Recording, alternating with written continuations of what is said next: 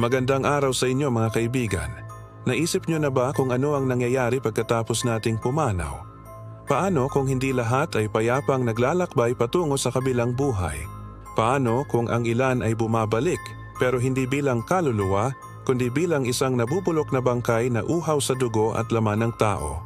Ngayong gabi, bubuksan natin ang libro ng Philippine Lower Mythology at kikilalanin natin ang isa sa mga pinakakakaibang undead, ang Amalanhig. Ako nga pala si Tito Darbs. Mga kwento tungkol sa ating masagana at kamangha-manghang mitolohiya ang natatangi kong paksa. Karamihan sa atin, kapag naririnig ang salitang vampira, ang unang pumapasok sa isip ay mga nilalang na may matatalas na pangil, malalamyang mga balat, balingkinita ng katawan, at may kakaibang karisma na kayang mangakit ng kanyang napiling biktima. Pero ibahin ninyo ang Amalanhig. Sila ang bersyon ng vampira mula sa Visayas, partikular na sa mga alamat ng mga taga-Hiligaynon. Ang Amalanhig ay mukhang katulad ng kanilang itsura noong nabubuhay pa sila, maliban na lamang na ang kanilang mga katawan ay nabubulok na ngayon at matigas. Hindi tulad ng maraming vampira, sila ay simpleng gumagalaw lamang na bangkay walang pinagkaiba sa zombie. Sa halip na bumalik sa isang katulad ng buhay na tao na may sariwang katawan. At dahil dito, ang Amalanhig ay walang karismang taglay kagaya ng maraming nilalang na katulad niyang vampira tulad ng Baob Hansit. Ginagaya rin nila ang mga salita ng mga taong nakakasalamuha ng kanilang napiling maging biktima. Paraan para malito ito at hindi kaagad tumakbo na kung minsan pa nga'y kusang lumapit. Ngunit ang kanilang presensya ay karaniwang natutuklasan sa pamamagitan ng baho ng kanilang nabubulok na laman. Ang mga Amalanhig, dahil kadalasan sa kanila ay nasa stage ng rigor mortis, ay may matigas na binti na hindi kayang tumiklop o yumuko. Ang mga aswang na Amalanhig, gayunpaman, ay nakamamanghang mabilis pa rin at mahirap matakbuhan. Pagkabangon mula sa libingan, ang mga Amalanhig na ito ay nagtatago sa kagubatan at namumuhay bilang mga sumisipsip ng dugo. Sa gabi, pumupunta sila sa mga kalapit na nayon at baryo upang manghuli o mambiktima ng mga walang kamalay-malay na residente gamit ang kanilang matalim at matatalas na dila. Bukod sa mga Amalanhig na nagmula sa aswang, may mga namatay din na tao na maaaring maging Amalanhig. Ito ang mga taong namatay na may hindi natapos na gawain o pinaslang at bumalik para sadyang maghasik ng takot, mambiktima at maghiganti. Ang mga Amalanhig na may hindi natapos na gawain ay walang tigil sa pagtugis sa mga taong pinili nila upang matupad ang kanilang mga layunin. Ang mga naghihiganting Amalanhig ay walang tigil na manunugis hanggang mamatay ang kanilang mga biktima. Walang habas na pagsakal habang sinisipsip ang dugo ng kanilang walang kalaban labang biktima. Ayon sa isang matandang istorya, noong matagal ng panahon bago dumating ang mga Espanyol sa Pilipinas, nagutos ang isang pinuno sa kanyang pari na lumikha ng hukbo ng mga mandirigma na hindi mapapatay sa kahit anong normal na paraan. Ang mga immortal na ito ay nilikha sa pamamagitan ng pagpatay sa mga ordinaryong tao at paglalagay ng maitim na abo o uling sa kanilang mga katawan, paglalagay ng kakaibang bato sa kanilang bibig, at paggawa ng iba pang mga maiitim at malasumpang mga ritual.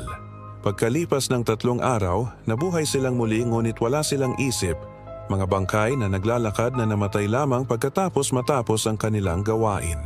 Bagaman malayo sila sa imahe ng mga eleganteng vampira na nakikita natin sa pelikula. Paumanhin sa mga fans ng Twilight Saga, malayong malayo ang kanilang tindig, hitsura at karakter kay Edward Cullen. Asa kayo? Ang Amalanhig ay isang uri ng aswang na hindi nailibing at hindi namatay ng maayos. Sila ay mga bangkay na tumangging manatili sa kanilang mga libingan at muling bumangon upang maghasik ng lagim. Ang pinakakilalang katangian ng isang Amalanhig ay ang kanilang hitsura. Isipin ninyo ang isang tao na kailan lang inilibing, ngayon ay naglalakad muli sa lupa. Ang kanilang katawan ay nasa estado na ng agnas. Ang laman ay unti-unting nabubulok at ang amoy na kasama nito ay hindi mo gugustuhing maamoy. Ito nga raw ang isa sa mga unang senyales na may Amalanhig sa paligid. Isang napakabahong amoy parang nabubulok na karne na hindi mo malaman kung saan nanggagaling. Baka ikaw yon. try mo ibaba ang iyong kamay. At dahil sila ay mga bangkay na muling gumagalaw, ang kanilang mga kasukasuan, lalo na ang mga binti, ay nanigas na. Dahil dito, hindi nila kayang ibaluktot ang kanilang mga tuhod. Para silang mga jiangshi ng Chinese mythology, na patalon-talon at diretso lang na parang mga makina kung maglakad. Pero huwag kayong magkakamali. Kahit na diretso at matigas ang kanilang mga binti, ang mga amalanhig ay sinasabing napakabilis pa rin. Kapag nasilayan kanila at itinuring kang biktima, hahabulin kanila ng walang kapaguran. Ang kanilang layunin, uminom ng dugo ng tao, partikular na sa pamamagitan ng pag-atake sa leeg. Ang paraan ng kanilang pag-atake ay brutal at walang anumang finesse. Hindi sila tulad ng ibang vampira na gumagamit ng pangaakit. Sila ay purong puwersa at walang habas na gutom.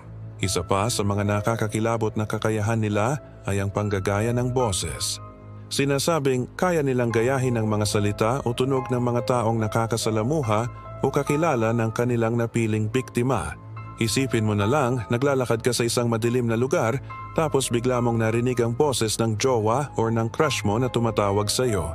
Baka kumaripas ka pa ng takbo papunta sa boses, pero paglingon mo, imbes na si jowa, isang nabubulok na bangkay ang sasalubong sa iyo. Ito ay isang napakabisang bitag na ginagamit nila para malito at mapalapit ang kanilang tatanga-tangang biktima.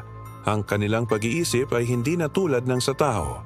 Ito'y naging isang primal instinct na nakatuon lamang sa pangangaso. So, ano ang gagawin mo kung sa kasamaang palad ay makasalubong ka ng isang amalanhig at nagsimula ka na niyang habulin? Dahil sa kanilang matitigas na binti, mayroon kang ilang paraan para makatakas. Ang una at pinaka-praktikal na payo ay umakyat sa isang puno na may mga baluktot na sanga o umakyat sa isang lugar na hindi diretso. Dahil hindi nila kayang ibaluktot ang kanilang mga binti, mahihirapan silang sundan ka sa mga paakyat na lugar na nangangailangan ng flexibility. Hindi nila kayang umakyat sa mga puno na hindi tuwid. Ang kanilang paggalaw ay limitado lamang sa patag at tuwid na daan. Kaya kung makakita ka ng isang puno na maraming liku-likong sanga, akyatin mo ito agad.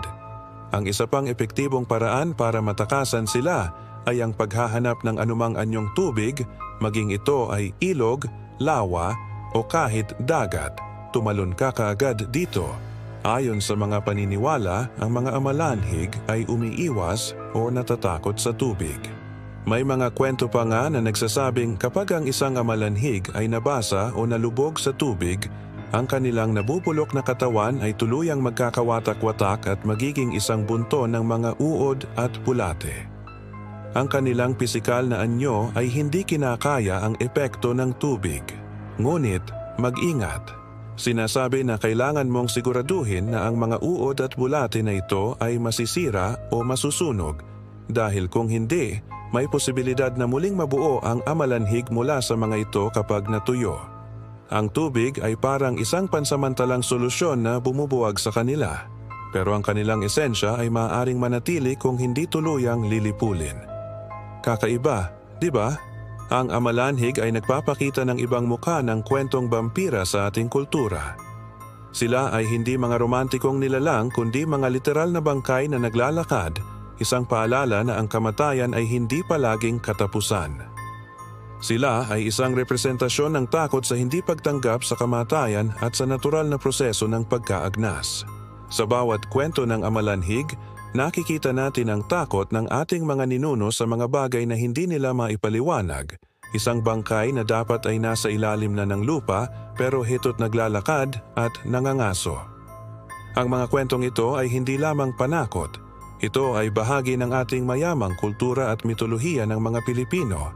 Ipinapakita nito kung gaano kalawak ang imahinasyon ng ating mga ninuno at kung paano nila binibigyan ng anyo at kwento ang kanilang mga kinatatakutan. Mula sa Biangonan hanggang sa Manlalayog at ngayon sa Amalanhig, patuloy nating tuklasin ang mundo ng Philippine folklore. Kaya sa susunod na maglalakad kayo sa gabi at may maamoy kayong kakaiba o makarinig ng boses na tumatawag sa inyo mula sa dilim, mag-isip-isip na kayo, baka hindi lang ito guni-guni, baka isang amalanhig ang nag-aabang. Maraming salamat sa pagsama ninyo sa akin sa gabing ito. Kung nagustuhan ninyo ang ating kwento, huwag kalimutang mag-like, mag-share, at syempre mag-subscribe sa ating channel para sa mas marami pang kwentong katatakutan mula sa ating sariling bayan. Pindutin nyo na rin ang notification bell para lagi kayong updated hanggang sa susunod na kwentuhan. Ako nga pala si Tito Darbs. Mga kwento tungkol sa ating masagana at kamanghamanghang mitolohiya ang natatangi kong paksa. Hanggang sa muli, mga kaibigan.